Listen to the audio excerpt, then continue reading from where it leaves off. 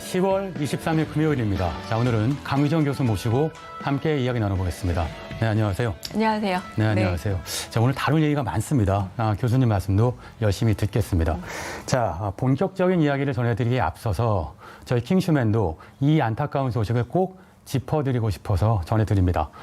지난달 14일이었죠. 보호자가 없는 집에서 아이들끼리 라면을 끓여 먹으려다가 화재가 나서 중상을 입은 사건, 다들 기억하실 겁니다. 자, 언론에서 라면 형제라고 불리기도 했었죠. 그런데 그중 동생이 치료 중 숨을 거뒀습니다.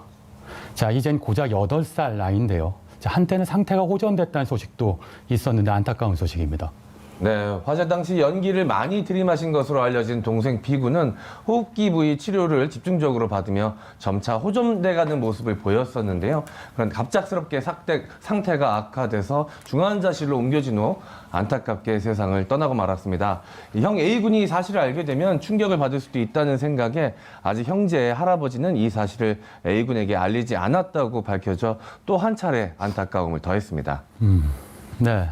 자, 불이 나기 전 형제가 오랫동안 돌봄 사각지대에 방치돼 있었던 사실이 드러났는데요. 코로나19로 인한 돌봄 사각지대 문제 어떻게 해결해야 할 것인가? 자, 우리 모두 함께 고민해봐야 할 시기입니다. 네, 자, 오늘의 주요 이슈 살펴보겠습니다. 자, 이제 있었던 대검찰청 국감에서 작심 발언을 쏟아냈던 윤석열 검찰총장과 탈당과 동시에 서울시장 출마설까지 나오고 있는 금태섭 전 더불어민주당 의원, 그리고 어제 무기징역이 구형된 박사방 조주빈 얘기입니다. 자, 우선 첫 번째 주제, 윤석열 검찰총장에 대한 영상 먼저 보고 이야기 나눠보겠습니다.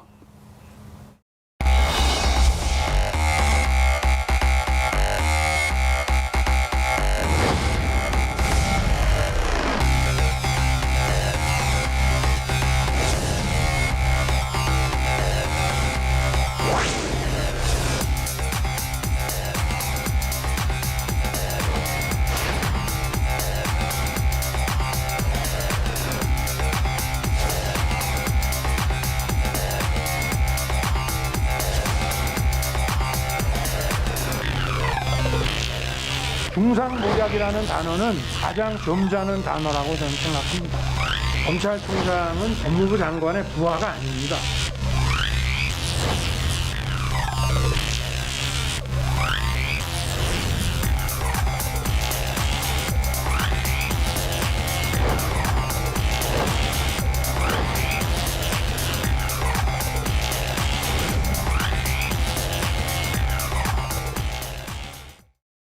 네, 그럼 어제 윤석열 국감 말말말에 대한 이슈맵, 키워드를 먼저 정리해 보겠습니다. 네, 여러 키워드들이 보이는데요. 일단 박순철 사의, 부하 아니다, 추미애 감찰 지시, 조국 굉장한 번민, 자, 결혼 50줄에 넘어서 했는데 점점점까지 있습니다. 자, 먼저 어제 대검찰청 국감 직전에 박순철 서울 남부지검장이 사의를 표명했습니다. 자, 윤석열 검찰총장의 질의답변 첫 마디 역시 그에 대한 내용이었습니다. 함께 보시겠습니다. 추미애 장관이 중상모략이라고 검찰총장은 화부터 내기 전에 알았던 몰랐던 지휘관으로서 성찰과 사과를 먼저 말해야 합니다. 이렇게 페이스북에 글을 올려서 대검을 비난했습니다. 검찰총장으로서 받아들일 수 없는 부분인 것 같은데 이에 대한 입장을 좀 말씀을 해주시죠. 일단 지금 막 보고받은 사항을 말씀드리겠습니다. 정치가 검찰을 덮어버렸다라는 2플러스 글을 게시하고 방금 전에 사의 표명을 했습니다. 저도 지금 방금 보고를 받았고요. 네, 정치가 검찰을 덮어버렸다. 그런데 어제 국감장에서는 반대 의견도 나왔습니다. 검찰이 정치를 하는 것 아니냐, 이런 얘기였죠. 자, 어쨌든 박순철 남부지검장이 사의를 표명했습니다. 그리고 해석에 따라서는 국감에 앞서서 윤 총장에게 힘을 실어주기 위해서 이 타이밍에 사직을 한 것이 아니냐, 이런 얘기도 있습니다. 어떻게 해석하십니까? 네, 일단은 대검 관계자와 법무부 관계자들도 의견이 좀 나뉘고 있는데요. 일단은 먼저 한 부장검사의 말을 따르면은 이런 이야기를 또 남기기도 했습니다. 이럴 때일수록 자리를 지키면서 강경 장단 있게 수사를 해주면 좋지 않겠는가 하는 아쉬움이 있다라고 박순철 지검장의 사의 표명에 아쉬움을 표하는 사람도 있었고요. 법무부 관계자 중에 한 사람은 다들 박 지검장 사이에 많이 놀랐다. 당혹스럽다 이런 이야기를 남기기도 했습니다. 일단 박순철 지검장 사의 표명에 가장 중요한 부분은 역시나 제목이라고 할 수가 있겠죠. 정치가 검찰을 덮어버렸다라고 이야기를 하면서 검찰이 활동하는 데 있어서 정치가 많이 개입해 있다는 뉘앙스를 풍기고 있습니다. 제목에 아예 드러나기도 했었는데 저는 좀 의문스러웠던 것이 김땡땡이라고 표현을 했습니다. 김봉현 전 스타모빌리티 회장의 표현을 김땡땡이라고 표현했는데 1,000억 원대의 재판을 받고 있는 사람이다. 라고 이야기를 했어요. 물론 이 부분에 대해서 명백한 수사가 이루어져야 한다는 거 모든 국민들이 동의하실 겁니다. 중요한 건 곧바로 이어지는 다음 문장인데 로비는 그 과정의 일부일 뿐이라고 축소했습니다. 그렇다면 검찰은 피의자와 함께 룸살롱이라고 하는 곳에서 1,000만 원 정도의 접대가 일어날 수도 있는 일인 것인가? 왜 이런 이중잣대를 들이미는 것인지는 잘 모르겠습니다. 정치가 검찰을 덮어버리면 검찰도 검찰을 덮어버릴 수가 있습니까? 검찰의 잘못은 반성해야 하는 것이 하나도 없습니다. 그러니까 역시나 사의 표명할 때까지도 역시나 검찰 DNA를 가졌던 사람이라는 것이 너무나도 명확하게 드러났습니다. 만약에 비판을 하고 싶다면 이런 이중잣대가 아닌 정치를 향한 비판 그리고 검찰 내부를 향한 비판도 함께 있었어야 한다. 저는 그렇게 생각합니다. 네, 윤 총장은 수사 지휘권을 두고 자신은 법무부 장관의 부하가 아니다 이런 발언도 했습니다. 그 모습 함께 보시겠습니다. 검찰총장은 법무부 장관의 부하가 아닙니다. 그렇죠. 만약에 부하라면 검찰총장이라는 이런 직제를 만들 필요도 없고요. 특정 사건에서 총장을 배제할 수 있는 권한이 과연 있냐? 그거는 대다수의 검사들과 또 법률가들은 그거는 위법이라고 검찰청법에 위반되는 거라고 하고 있습니다. 그래서 제가 다만 그거를 뭐 수용하고 이런 것이 아니고 수용하고 말 게 없습니다. 제가 이행의 문제가 남지를 않고 다만 이거를 법적으로 다투고 쟁송으로 가냐 안 가냐 문제가 있는데 그렇게 되면 네, 일단 부하가 아니다. 이 발언이 알려지자 국감장에서 선을 넘었다며 강도 높은 비판이 이어졌습니다. 추미애 장관 역시 자신의 페이스북에 반박의 글을 바로 올렸는데요. 일단 정리해 주시죠. 네, 일단 윤석열 검찰총장의 이 발언이 어제 가장 뜨거운 발언 중에 하나였다라고 볼 수가 있습니다. 먼저 검찰총장은 법무부 장관의 부하가 아니다. 라는 이야기가 흘러났고요. 두 번째입니다. 여기에 대한 추미애 법무부 장관의 이야기도 나왔는데요. 검찰총장은 법상 법무부 장관의 지휘 감독을 받는 공무원이다. 라고 이야기를 남겼습니다. 노웅래 더불어민주당 최고위원도 역시 비슷한 이야기를 남겼는데요. 검찰총장은 엄연히 검찰청법 8조에 따라 법무부 장관의 지휘를 받도록 되어 있다. 자기는 위아래도 없다는 것과 다름없다. 이런 식으로 이야기를 남겼습니다. 근데 공무원 조직법도 있습니다. 정부조직법. 7조 1항에 보면은 각 기관 행정기관의 장은 소속 공무원들의 지휘 감독을 할 수 있다라고 나와 있고요. 법무부라는 행정기관의 장은 법무부 장관입니다. 그리고 검찰청은 법무부의 외청이죠. 당연히 소속 공무원이 될 수가 있습니다. 그렇기 때문에 이 부분에 대해서는 부하라는 표현은 추미애 장관이 쓰지 않았고 윤석열 검찰총장이 썼기 때문에 제 생각에는 정치적 의도로 들립니다. 법무부 장관이 현재 검찰총장을 쥐고 흔든다라는 메시지를 이런 식으로 돌려 쓴 것이 아닌가라는 생각이 들죠. 저는 추미애 국장이니까. 그러면 여기 계신 요원분들은 모두가 다 저의 부하입니다. 네. 뜬금없이 무슨 말씀이십니까? 제정신이 아니신 것 같습니다. 제가 할 수 있는 가장 점잖은 표현이었습니다. 야, 강정 요원. 이런 부하란 표현 자체가 매우 정치적인 발언 아닙니까? 맞습니다. 만약 사전적 의미로 보자면 직책상 자기보다 더 낮은 자리에 있는 사람이니까 부하가 맞아야 되죠. 그러나 부하가 아닙니다라는 말에 제가 좀 비서고를 갖다 쓴다면 저는 똘마니가 아닙니다라는 일테면 굉장히 사전적이지 않은 의미를 쓰고 있는데 이 부하라는 말이 좀 비하어로 쓰이는 대표적인 집단 중 하나가 일테면 굉장히 조직이 강화된 집단이라고 할 수 있겠죠. 어떤 점에서 이제 군대 조직과도 비슷하다고 할 수 있을 텐데 상명하달이라고 생각하고 있는 어떻게 보자면 검사 동일체라고 얘기하는 자신의 집단적 논리를 적용한 것이 아닌가. 얼마나 검사의 언어에 젖어 있어서 일반적인 언어를 사용하고 있지 못한가라는 생각이 들어서 저 말은 어떤 점에서 내부에서 쓰여야 될 말을 외부로 잘못 나온 저는 말 실수라고 생각합니다. 네, 민주적 통제라는 단어를 부활하는 말로 받은 게 아닌가 이런 생각도 들기도 하는데요. 자, 지난 18일이었습니다. 대검찰청 대변인실 입장문 속에서 중상모략이라는 단어까지 나왔습니다. 이거 수위를 두고 한동안 논란이 컸는데요. 자, 어제 윤석열 총장이 이에 대해서도 언급했습니다. 함께 보시죠. 뭐 야당 정치인 관련 부분에 대해서는 제가 이 검사장 직보를 받고 제19 감싸기라는 그 욕을 먹지 않도록 철저히 하라 하고 가을 국정감사에서 문제가 될 수도 있다. 철저히 조사를 하지 않으면 막 이런 얘기까지 했으며 도대체 무슨 근거로 검찰총장도 이 부실 수사에 관련돼 있다라는 취지의 발표를 했는지 저는 도저히 이해할 수가 없고 중상모략이라는 단어는 제가 쓸 수 있는 가장 점잖은 단어라고 저는 생각합니다. 네, 논란이 됐던 중상모략이라는 단어, 자신이 쓸 수 있는 가장 점잖은 단어였다 이렇게 얘기했는데 그 얘기는 더 할 수 있지만 참았다 이런 뜻이었겠죠. 그리고 여기에 맞받아서 어제 국감 직후에 추미애 장관이 감찰을 지시한 사실로 알려졌습니다. 네, 윤석열 검찰총장이 대검찰청 국정감사장에서 어제였죠.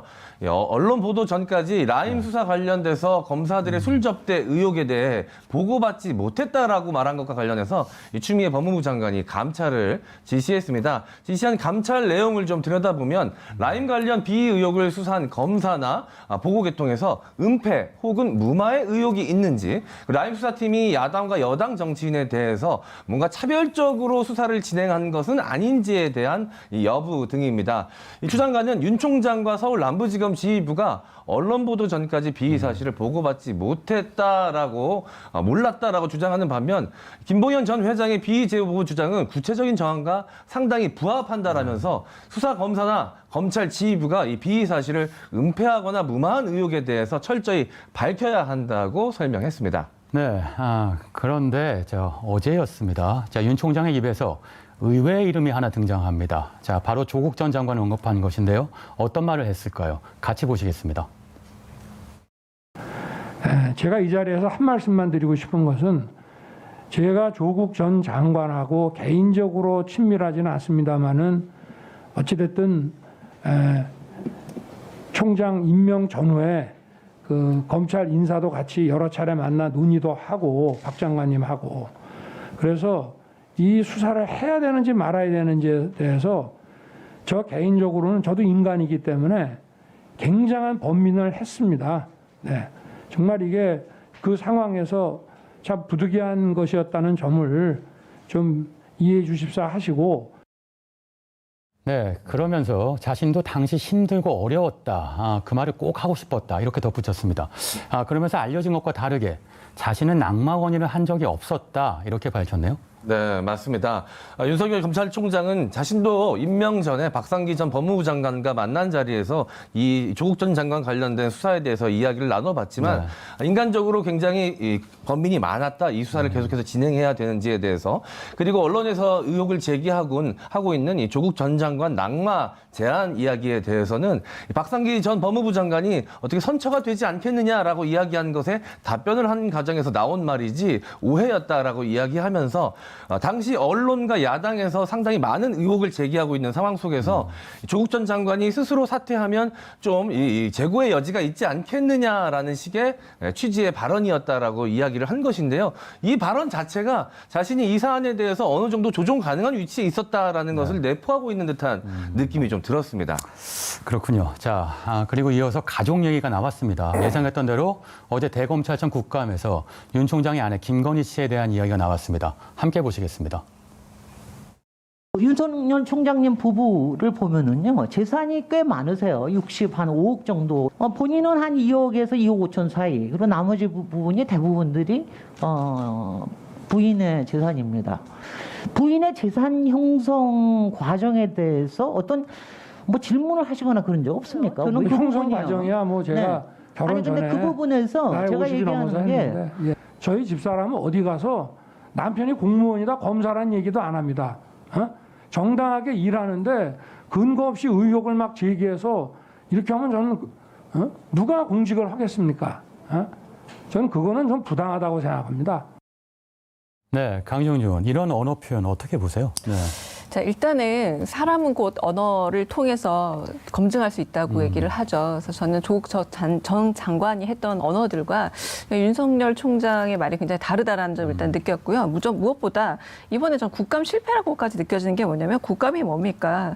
국정 전반을 국회의원이 감사하는 겁니다. 그런데 왜 이렇게 판을 깔아주고 저 사람에게 말을 할 기회를 주고 있는지 지금 피감기관입니다. 정말 여러 면에서 엄격하게 조사하고 감사하고 들어가야 될 부분에서 너무 많은 윤 총장의 말이 지금 언론에 지금 계속 나오고 있는 거는 전 두 가지라고 보는데 일단은 국감 실패이지만 의미 있는 질문들을 삭제한 채 윤 총장의 말만 전달하는 그리고 그런 언론에 대해서 확신을 갖고 있었던 윤 총장이기 때문에 말이 전달되어 있고 결국 국감이 아니라 윤 총장의 말만 전달되고 있거든요. 저는 언론과의 합작이라고 생각을 하고 있고요. 그 부분에서 정말 실패한 국감이 될 수밖에 없었다. 그리고 이런 언어 역시도 유감입니다. 50 넘어서 저는 언론 전혀 대서특필할 문건이 아니다. 그럼에도 불구하고 이게 언론에서 회자되고 있는 것 자체가 문제다라고 생각합니다. 네, 이번 국감에서도 또 한 번 검언 유착을 본 것일까요? 자, 수사지휘권과 윤 총장 가족 관련 수사에 대한 향후 향방 어떻게 흘러갈까요? 네. 이게 정치적 사건으로 빠지지 않기 위해서는 지금 윤 총장의 말에 대한 과대 해석이라던가 과대 표집을 일단 피해야 합니다. 그러나 이미 보수 언론에선 저 말을 가지고 굉장히 정치적 해석을 하면서 일단 추미애, 윤석열 대결 구도를 또 만들어가고 있거든요. 대결 아닙니다. 말 그대로 상명하복해야 될 어떤 관계에서의 어긋남이라 할 수 있을 텐데 언론이 그 부분에서 정말 집중해야 될 것은 어떤 그 질문의 어떤 의도들, 그 대답이 아니라 질문인데 역시 이번에도 대답으로 가고 있기 때문에 정치적 문제를 만들고 있다라고 생각이 듭니다. 네, 오찬석 평론가, 어제 밤 새벽 1시까지 국감이 이어졌는데 새벽 무렵에 정치적 발언이 나왔어요. 퇴임 이후의 행보에 대한 질문이 나왔는데 윤 총장이 발언을 했었죠. 네, 일단 어떻게 보면 사회에 환원할 수 있도록 이야기를 했는데 이 부분에 대해서 이제 두 가지로 해석을 할 수가 있겠죠. 총장 이후에 이제 그동안 검찰의 경력을 쌓아왔던 본인 입으로 이제 26년간 활동을 했다고 했었는데 이 부분을 사회 공익으로 환원하겠다가 하나 순수한 의도가 하나가 되어 있고요. 두 번째는 어떻게 보면 정치적인 욕심도 이제 함께 내비쳤다라고 볼 수가 있습니다. 어떻게 해석하느냐에 따라서 달라질 수가 있을 텐데 일단은 퇴임 후에 이따 행보를 어떻게 걸을지 좀 지켜봐야 될 것 같습니다. 알겠습니다. 자, 두 번째 이슈로 넘어가 보겠습니다. 어제 국감 현장에서 가장 뜨거운 관심을 받은 인물이 윤석열 검찰총장이었다면 국감 바깥에서는 이 인물에 관한 관심이 가장 뜨거웠습니다. 공수처 당론에 반대했다는 이유로 징계를 받았다가 최근 탈당을 알린 금태섭 전 민주당 의원입니다. 관련 모습 보시겠습니다. 언행 불일치 그리고 젊은이들의 정당한 분노에 대해서 동문서답식의 답변을 해서 상처를 깊게 한 것에 대해서 진심으로 사과할 생각은 없으신지요? 당론에 따르지 않은 국회의원의 직무상 투표 행위를 당론에 위반하는 경우에 포함시켜 징계할 경우 헌법 및 국회법의 규정과 충돌이 발생할 여지가 있습니다. 충고는 마음으로 받아들이겠습니다. 네, 이 탈당을 두고 여야 반응이 극명하게 갈리고 있습니다. 여당은 아쉽다는 반응이 많은 반면에 야당은 벌써부터 러브콜을 보내고 있습니다. 네, 이 금태섭 전 의원의 민주당 탈당에 대해서 여야가 상반되는 반응을 보이고 있는데요. 여야별로 이 반응을 저희가 정리해 봤습니다. 함께 보시면 이 여당의 반응은 탈당 아쉬움 또는 탈당 아쉬움입니다. 먼저 이낙연 더불어민주당 대표의 발언을 보시면 충고는 마음으로 받아들인다. 일단 떠난 것은 아쉽게 생각한다라고 기자 인터뷰에서 밝혔는데요. 이 충고에 대해서 잠깐 설명을 드리자면 탈당하면서 민주당이 건강한 비판이나 자기 반성을 받아들이지 못하는 정당이고 이것에 대해서 내부 총질이라고 규명하고 좌표를 찍는다라고 이야기를 한 것을 두고 충고라고 이야기한 것 같습니다. 그리고 정청래 더불어민주당 의원은 국민의힘이 마음에 더 당기겠지만 그래도 한때 한솥 밥먹었던 철수형이 외로운데 이럴 때 힘 보태주는 것이라며 본인의 SNS에 글을 남겼습니다. 자, 그리고 상당히 좀 인연이 있는 의원이죠. 김남국 더불어민주당 의원은 자신의 이익과 자리만 쫓아다니는 철새 정치인이라고 본인의 SNS에 남겼습니다. 다소 좀 환영하는 분위기의 야당 반응도 한번 살펴보도록 하겠습니다. 김종인 국민의힘 비상대책위원장, 민주당 비상대책위원장 시절 김태섭 전 의원을 공천을 준 인물이기도 하죠. 탈당과 관계없이 가끔 만나기도 했던 사람이니까 한번 만나볼 생각은 있다라고 언급을 했고요. 윤희석 국민의힘 대변인은 금태섭 정도를 포용하는 정당이어야 미래가 있다는 것. 민주당은 스펙트럼으로 따지면 보라색부터 서서히 잃어가고 있는 것이나 마찬가지라고 이야기했다고 합니다. 네, 오창석 의원, 이걸 여쭤봐야 될 것 같은데 일단 그 금태섭 의원의 탈당의 계기가 됐던 선택이 있었죠. 바로 공수처 법안 표결에 기권표를 던진 거였을 텐데 당시 민주당의 결정 옳았다고 생각하십니까? 당내 징계였는데요. 일단 이 부분에 대해서 기권표를 던졌다라고 해서 더불어민주당 윤리심판원이 즉시 윤리심판원에 회부해서 이 결과를 내린 것이 아닙니다. 네. 정확히 따져보면 2019년 12월 더불어민주당의 당원 500여 명이 징계를 해달라면서 민주당에 청원을 올렸어요. 근데 여러분들이 생각하시는 청와대 국민청원과 다르게 네. 정당 내에서 당원들이 청원을 올리는 경우는 매우 드물며 500명 정도는 거의 직접 서명에 가까운 엄청난 행동을 해야지만 벌어질 수 있는 일들입니다. 그렇기 때문에 정당 입장에서도 이거를 무겁게 받아들여야 하고 만약에 이걸 가볍게 무시했을 경우에는 정당의 주인은 당원이라는 제1의 원칙을 위배하는 겁니다. 그렇기 때문에 당원의 이야기를 들은 것이고 윤리심판원은 당연히 회부해야죠. 당원이 요구를 했으니까. 그렇다면 여기에 대해서 어느 정도의 결과를 보여줘야 되는데 당원권 정지라는 무거운 징계를 내리진 않고 구두 경고에 가까운 그냥 경고 조치만 내렸습니다. 네. 그렇기 때문에 여기에 대해서 징계가 무거웠다라고 저는 보긴 어렵고요. 만약에 무거웠다라고 하면은 당원들이 잘못된 판단을 내렸고 당원을 비난해야 되는 상황이거든요. 지도부가. 네. 그러기엔 전 쉽지 않았을 것이라고 생각을 합니다. 지도부의 결정이 아니라 당신에 의한 결정이었다. 이렇게 정리할 수 있겠는데, 자, 야당에서는 이미 벌써 서울시장 후보로 금태섭 후보를 영입하는 것 아니냐 이런 얘기 나옵니다. 야당은 뚜렷한 서울시장 후보가 없기 때문이겠죠. 아니면 무소속 얘기도 있던데 출마제 승산이 있을까요? 네, 일단 말씀하셨다시피 야당의 유력한 서울시장 후보군이 없다는 것이 가장 크겠죠. 1990년입니다. 10월. 김대중 전 대통령이 노태우 정권 때 단식으로 얻어낸 것이 지방선거입니다. 직선제로 다시 부활하게 됐었죠. 그 이후로 지방자치에서 무소속으로 시도지사가 당선된 경우는 원래 무소속 색채가 강했었던 제주 원희룡 지사 정도를 빼고는요. 거의 정당에서 배출했습니다. 네. 박원순 시장이 무소속으로 당선되긴 했으나 그 당시 야권 단일화라고 할 수 있는 민주당의 박영선 후보와 단일화를 통해서 당선이 됐던 것이거든요. 그렇다면 제주도를 빼고는 무소속 후보로서 당선된 경우가 거의 없다라고 보면 되시고요. 금태섭 의원이 정말 대단한 사람으로 지금 비춰지고 있는데 민주당에 반발했다는 것이 서울 시민을 대표할 수 있는 능력인 것인가 잘 따져볼 필요가 있습니다. 그리고 공수처 설치에 반대하는 것이 서울 시민의 생활과 무슨 연관이 있으며 금태섭 의원이 의원 활동을 할 당시에 발의된 법안이 서울 시민에게 영향을 미친 것이 무엇이 있었습니까? 이건 단순히 인기 영합주의고요. 야권 또는 보수 일각의 언론들이 부추기는 것밖에 되진 않습니다. 네. 알겠습니다. 자, 둥지를 떠난 금태섭 의원의 행보 지켜보겠습니다. 자, 마지막 이슈입니다. 여성들을 협박해 성착취물을 제작, 유포한 범죄 집단 박사박의 운영자 조주빈에 대해 검찰이 어제 무기징역을 구형했습니다. 지난 3월 검찰 송치 당시 모습 함께 보시겠습니다. 멈출 수 없었던 악마의 삶을 멈춰주셔서 정말 감사합니다. 제 자식이 사회적으로 큰 무리를 일으키고 또 피해자분들께 엄청난 피해와 아픔을 준 것에 대해서 애비로서 진심으로 사죄를 드립니다. 네, 박사방 운영자 조주빈에게 어제 검찰이 1심에서 무기징역을 구형했습니다. 네, 맞습니다. 재판에서 조주빈은 자신의 잘못을 뉘우친다며 눈물로 호소를 했습니다. 진정한 참회의 눈물이었는지 아니면 소위 말하는 악어의 눈물이었는지는 알 수 없지만 많이 눈물을 흘렸다고 알려졌고요.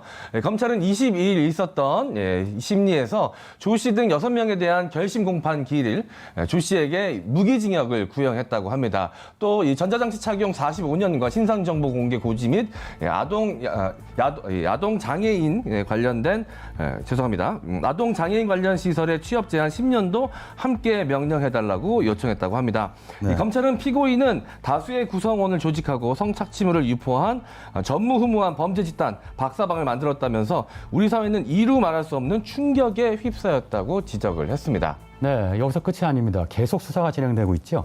네. 네, 이 텔레그램 고유 아이디 등을 특정한 것으로 알려진 이 민간인들에 대해서도 이 조사가 진행이 되고 있는데요. 이 무료 회원들은 이 성착취물이 유포되도록 방조한 혐의를 받고 있습니다. 이 스마트폰 등에서 압수물에 이 성착취물이 확인이 될 경우에 이 소지 혐의가 추가가 된다고 하는데요.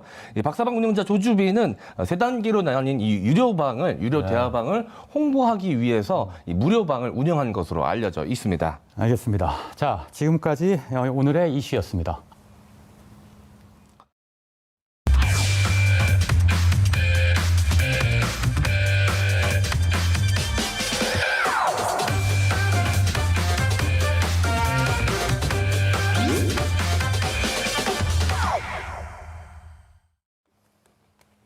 자, 장원님. 네.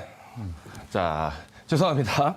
자, 지난주, 오늘 주제는 달콤함과 씁쓸함이 함께 공존하는 내용입니다. 바로 우리 곁에 경비원, 아파트의 민낯인데요.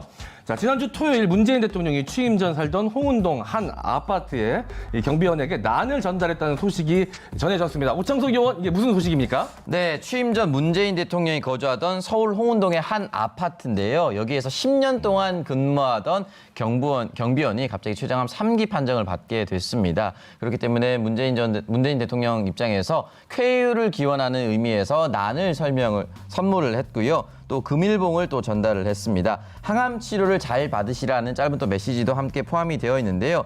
이 소식은 주민자치회장이 주민 100여 명이 모인 단체 대화방에 공지하면서 사람들에게 알려졌다라고 합니다. 그리고 이 경비원분이 10년 동안 결석 한 번 없이 성실하게 일을 했다라고 합니다. 그렇기 때문에 대체 인력을 바로 뽑지 않고요. 주민들 스스로가 번갈아 가면서 현재 경비 업무를 보고 있고 역시나 그 경비원들의 쾌유를 위해서 성금 약 500만 원을 모아서 또 전달하기도 했다는 따뜻한 소식입니다. 네, 이 경비원과 주민들의 아름다운 동행, 마음이 참 따뜻해지는데요.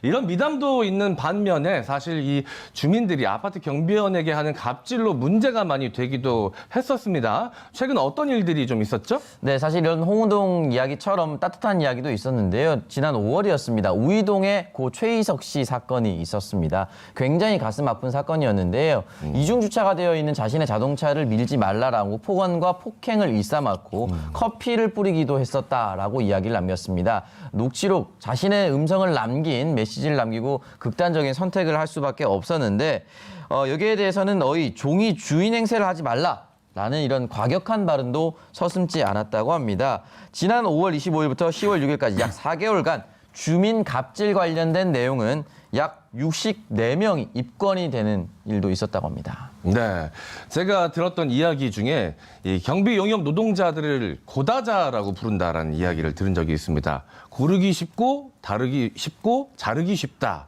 이런 말들이 참 존재한다고 하는데 이 용역 계약직 노동자들을 대하는 우리 사회의 단면을 극단적으로 보여주는 단어가 아닌가라고 생각이 듭니다. 이런 문제들을 개선할 방법은 없는 건가요? 네, 일단 개선하기 위해서 정치권도 발빠르게 노력을 하고 있는데요. 먼저 더불어민주당의 천준호 의원이 경비노동자 보호법을 일단 발의를 했습니다. 이제 주요 골자를 한번 살펴보도록 하겠는데요. 첫 번째로 경비노동자 업무 범위를 현실화하겠다라고 얘기를 했습니다. 두 번째는 부당한 업무 지시에 대한 거부권 보장, 세 번째는 폭언, 폭행으로부터의 보호, 네 번째는 갑질 피해 방지 등의 내용을 담고 있습니다.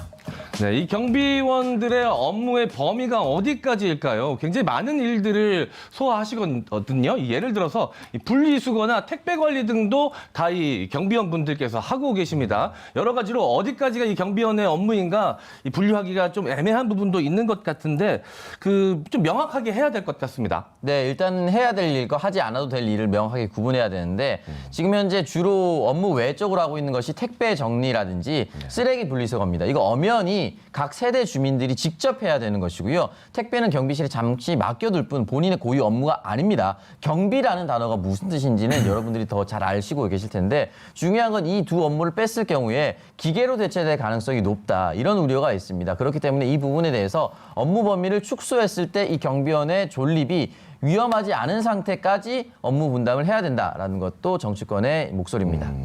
이 경비원은 보통 입주민 협의회에서 위탁 용역업체를 선정해서 고용되는 경우가 굉장히 많은 것으로 알고 있습니다. 그래서 이 법적인 제재보다는 이 주민들의 자발적인 노력이 상당히 중요할 것 같다는 생각이 좀 듭니다. 네, 맞습니다. 사실은 하지 말라 하더라도 결국은 주민들이 갑질하면은 결국 그 무방비 상태에 노출되는 것이 경비원일 수밖에 없습니다. 그렇기 네. 때문에 전남 광양의 한 아파트 같은 경우는 경비원과 상생 협약을 맺었다라는 훈훈한 소식도 있고요. 서울 성동구에서도 119곳의 아파트 단지 중에 90곳이 경비원 인권 보호를 위한 갑질 금지 협약을 맺었다라고 합니다. 또한 경비원이 지내고 있는 곳에 에어컨을 설치한다든지 네. 보이지 않는 곳에서 편안하게 휴식할 수 있는 휴식처를 설치한다든지 이런 인권 개선의 노력도 함께 이어지고 있다라고 합니다. 네, 저는 참 듣기만 해도 마음이 편해지는 말이 하나 있습니다. 바로 우리 집이라는 말인데요. 1년 365일 주말 밤낮 없이 우리 집 주변을 순찰하고 쾌적한 환경을 위해 애쓰는 이 경비 노동자들이 계십니다. 보이지 않는 곳에서 묵묵히 이 땀방울을 흘리는 가장 가까운 우리의 이웃이기도 하죠. 바로 이분들의 표정이 곧 우리 집의 민낯이기도 한 것 같습니다. 오늘 퇴근길에 이 경비 노동자분들을 만나면 감사의 마음을 세상 밝은 표정으로 한번 전해드리면 어떨까라는 생각이 듭니다. 지금까지 오창석 MC 장원의 티키타카 뉴스였습니다.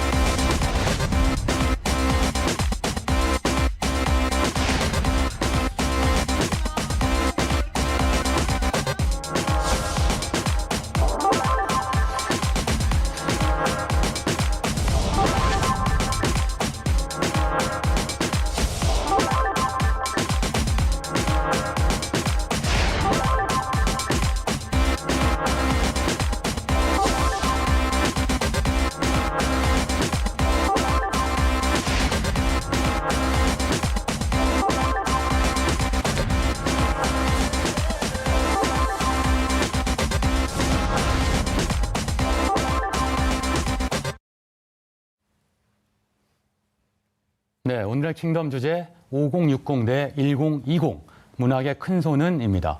자, 5060 세대를 58세대라고 부르기도 하던데 저 오창석 의원, 58세대가 누굽니까? 네, 일단 서울대 김난도 교수가 2020 트렌드라는 책에서 이 58세대를 언급을 했는데요. 일단 직관적으로는 58년생 개띠 베이비 부모 세대를 뜻하기도 하고요. 58을 약자로도 쓰기도 했습니다. 올드 피플 위드 액티브 라이프에서 따왔다라고 하기도 합니다.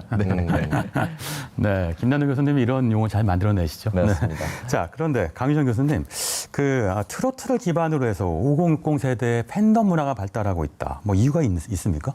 저는 가장 큰 이유가 트로트가 갑자기 모든 세대들에게 사랑을 받는다기보다는 우리가 고령화 사회를 얘기했을 때 이제 장년층에 진입한 세대가 많아지면서 폭발력이 커졌다라고 생각을 합니다. 이를테면 여전히 20대, 30대, 40대에게는 과거 20대, 30대 정도만큼 트로트가 있구나, 그리고 이런 게 있구나 정도 이렇게 아는 세대지 폭발적으로 갑자기 이 세대가 트로트가 너무 좋은데라고 소비하기 시작했다고 말하기는 어렵다. 네. 결국은 고령층의 성장과 이들의 소비력이 트로트를 굉장히 대세 음악으로 만들었다라고 말하고 싶습니다. 알겠습니다. 네, 여기서 잠깐 이 분위기 전환을 위해서 제가 또 킹덤 퀴즈를 준비했습니다. 요즘 그야말로 트로트가 대세인데요. 두 분 혹시 이 막걸리 한 잔이라는 노래 아십니까?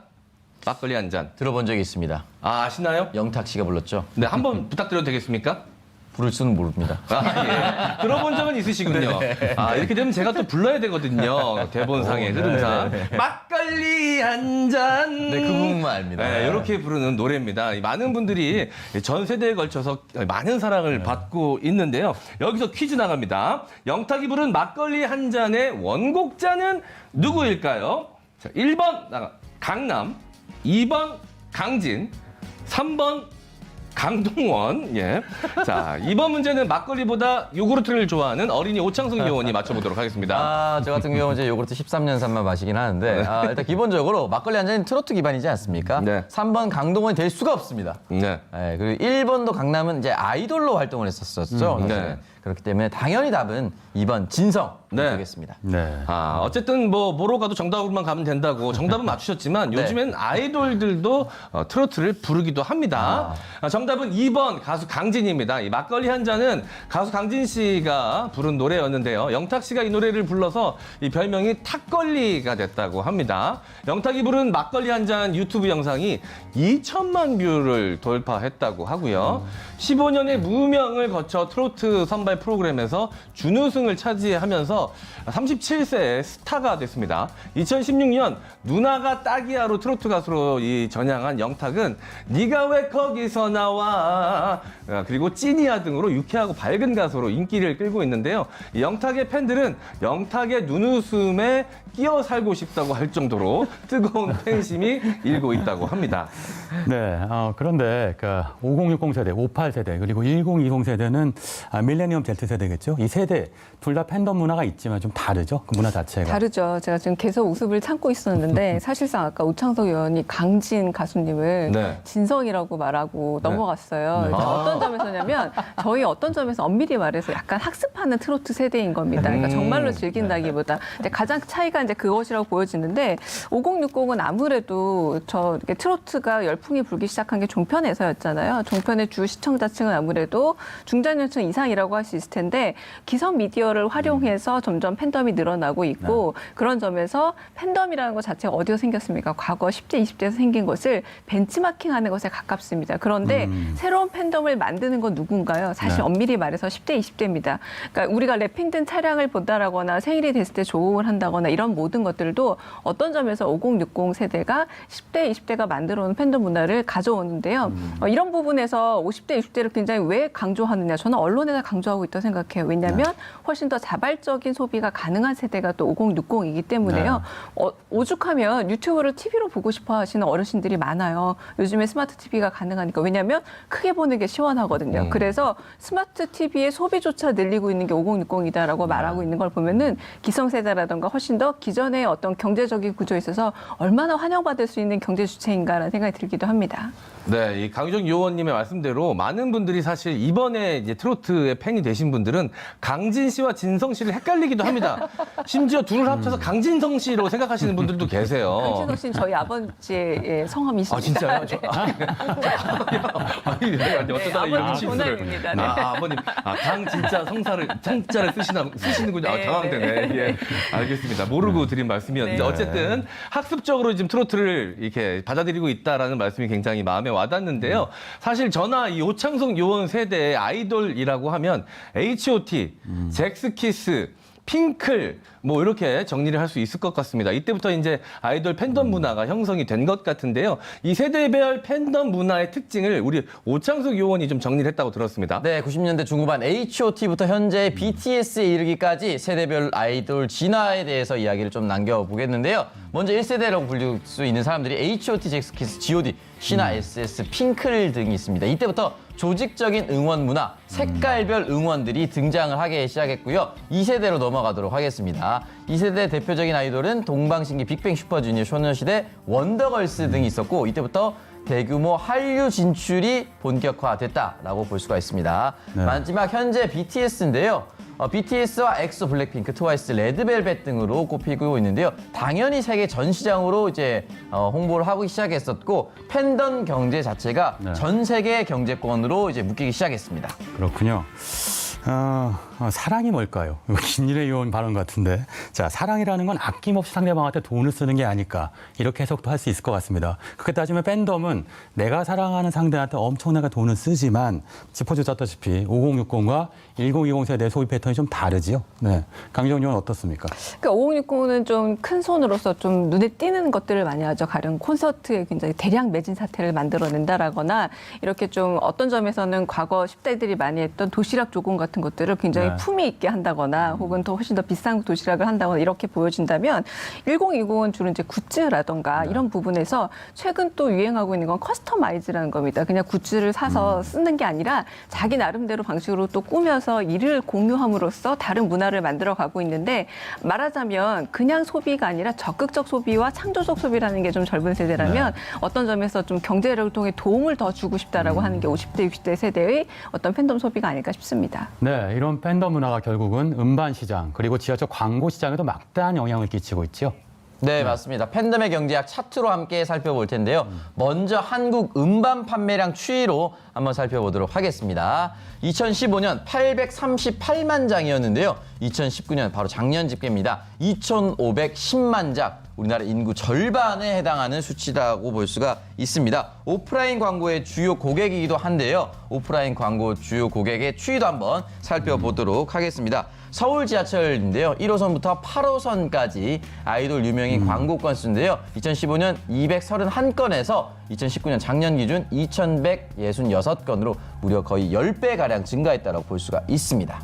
네, 지금까지 5060, 1020 세대 위주로 이야기를 나눠봤습니다. 사실 문화계가 주목한 세대가 90년대 문화를 주도했던 X세대입니다. 지금은 이제 40대 중후반 정도가 됐죠. 이 X세대들이 5060이 됐을 때 문화의 흐름은 또 어떻게 바뀔지 굉장히 좀 궁금합니다. 아마 또 바뀔 겁니다. 보통 뉴트로라고 하지만 레트로가 마이너스 20 법칙으로 갑니다. 우리 90년대는 70년대 갑자기 뭐 이런 것들을 소환되기도 했는데요. 지금도 영화계에서도 보면은 90년대 어떤 분위기들이 많이 소환돼서 등장하고 있기도 하는데 결국은 소비력을 가졌으나 한편으로 50대, 60대의 가장 큰 특징이 뭐냐면 조금 일에서 자유로워지기 시작하는 세대입니다. 그래서 좀 더 여가를 즐길 수 있는 세대들이기도 한데 여가를 즐긴다는 점에서 새로운 뉴트로 아마 마이너스 20 법칙이 계속돼서 아마 소위 말하는 X세대도 아마 소비력 있는 이런 중장년층 세대로 좀 등장하게 되지 않을까 싶습니다. 알겠습니다. 자, 오늘 5060 대 1020 문학의 큰손을 주제로 얘기 나눠봤습니다. 자, 오늘의 킹덤 어록 이렇게 제시해 봅니다. 디테일과 감동에서 시작된 팬덤, 세대를 뛰어넘어 문화 지형도를 흔든다. 자, 여러분도 한 번쯤 생각해보는 시간을 가졌으면 합니다. 자, 강유정, 오창석 의원은 여기서 인사드리겠습니다. 두 분 감사합니다.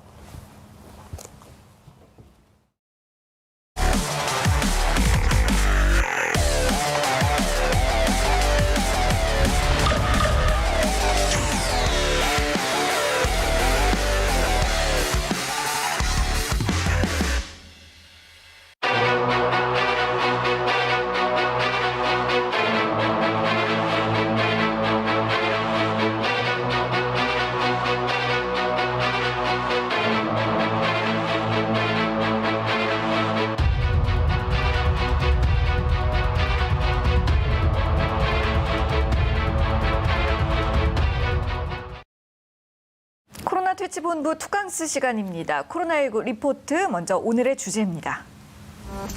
신규 확진자 세 자릿수, 새로운 방역 대책. 독감 예방접종 중단 필요 없다. 네, 오늘 이런 내용들에 대해 이야기 나눠보기 전에 우선 조금 전 발표된 확진자 현황부터 살펴보도록 하겠습니다. 오늘 0시 기준으로 국내 코로나19 신규 확진자 수는 총 155명이고요. 이 중에서 지역 발생이 138명, 해외 유입이 17명으로 기록됐습니다. 어제 신규 확진자가 28일 만에 다시 세 자릿수로 올라섰고 또 오늘까지 이틀 연속 세 자릿수에 머무르고 있는데요. 특히 오늘의 신규 확진자 수 같은 경우에는 지난 42일 만에 최다 규모를 기록한 수치가 되겠습니다. 확진자는 대부분 수도권에서 나오고 있습니다. 최근에 요양병원이나 요양시설 또 재활병원 등에서 집단 감염이 잇따르면서 확진자가 늘고 있는 것으로 보이는데요. 관련해서 바로 코로나19 리포트 첫 번째 주제 들어가겠습니다. 신규 확진자 세 자릿수에 대처한 새로운 방역 대책. 앞으로 방역 당국에서 어떤 내용을 새로운 대책으로 내놓을 것으로 보고 계신지 강 의원 의견이 궁금합니다. 네, 이게 거리두기 1단계로 전환되고 나서 좀 상대적으로 하루 확진 환자 숫자가 줄어드는 추세를 보였다가 다시 이제 늘어나고 있습니다. 근데 사실 어찌 보면 당연한 일이에요. 왜냐하면 1단계로 내리고 나서 아무래도 그 이동량이라든가 접촉 빈도가 늘어났지 않습니까? 이제 그러다 보면 그 영향으로 당연히 이제 그 바이러스의 밀도는 조금 높아질 수밖에 없고요. 그 결과로서 매일매일 하루 확진 환자 숫자가 좀 늘어나는 추세로 나타나고 있는데 일단은 방역 당국은 이제 두 가지 전략을 가지고 있는 것 같습니다. 첫 번째는 핀셋 전략인데요. 지금 발생하고 있는 하루 확진 환자의 대부분이 다 노인 요양보호시설이나 정신병원 같은 곳에서 나오고 있습니다. 그렇기 때문에 서울, 경기 지역의 모든 노인 요양보호시설이나 정신병원을 상대로 해서 지금 전수조사를 실시 중이거든요. 그러니까 이제 미리 찾아가지고 좀 바이러스 확산을 막아보겠다라는 전략을 지금 하나 취하고 있고요. 또 다른 하나는 이제 포괄적으로 앞으로 이 바이러스가 많이 확산될 수 있는 가능성이 있는 지점들을 조금 막아보겠다라는 전략을 하고 있는데요. 첫 번째는 단풍놀이입니다. 네, 가을 단풍놀이가 이제 방역 당국이 걱정하는 첫 번째 포인트 중에 하나고요.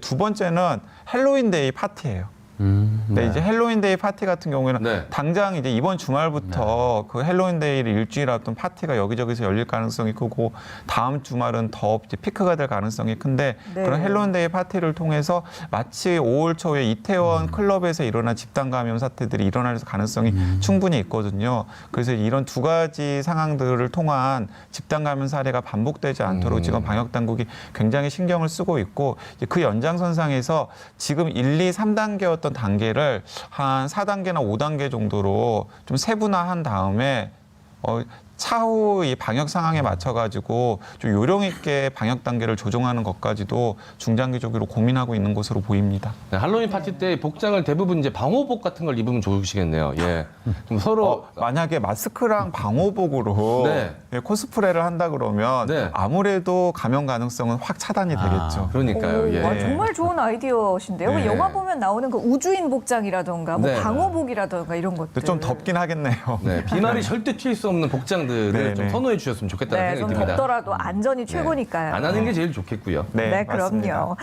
계속해서 두 번째 주제입니다. 독감 예방접종 중단할 필요 없다라는 내용이었는데요. 최근 잇따라서 이 독감 접종 이후에 사망자가 발생했다는 소식들이 들려오고 있습니다. 이런 가운데 어제 정은경 질본청장이 그래도 예방접종 사업을 계속해 나가겠다라는 입장을 내놨죠. 이거 괜찮은 건지 이 부분도 확인을 좀 해보고 싶습니다. 네, 이제 하루에 사망자 숫자들이 굉장히 늘어나고 있어서 많은 분들이 불안하실 것으로 생각이 되는데요.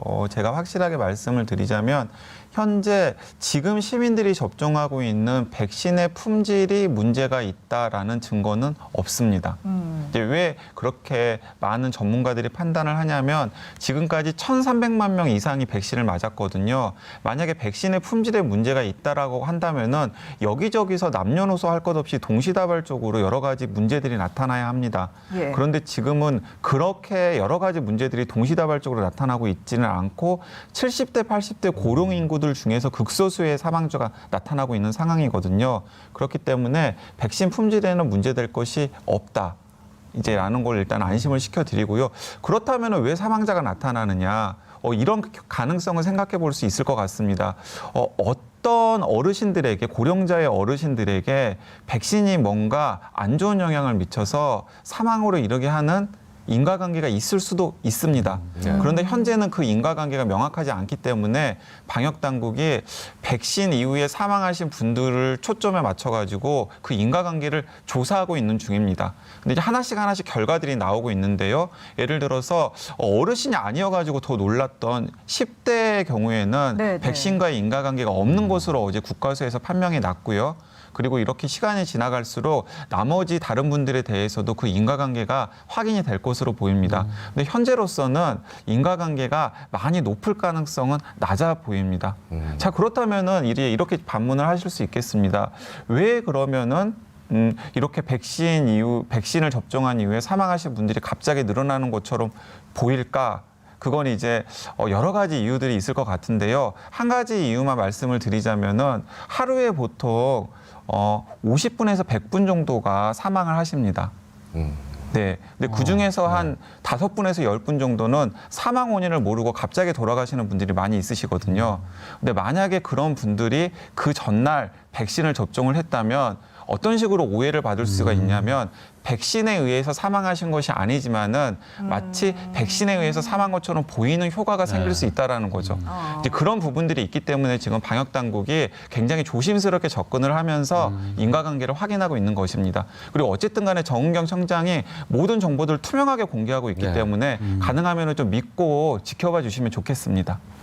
네, 백신에 대한 두려움 너무 많이 느낄 필요는 없을 것 같습니다. 자, 오늘의 킹슈맨 마무리할 시간입니다. 어제 국감에서 검찰총장 윤석열이 보여준 모습, 여러분은 어떻게 보셨습니까? 오직 검찰의 논리로만 세상을 바라보는 검사의 모습만 보이진 않았을까요? 사람에 충성하지 않는다고 말했던 윤석열 총장, 그가 충심으로 지키고 싶은 가치가 진정 무엇일까요? 부디 2,000명 검찰 조직은 아니길 바랍니다. 자, 저희는 다음 주 월요일 오전 9시에 다시 찾아오겠습니다. 함께해 주신 여러분 고맙습니다.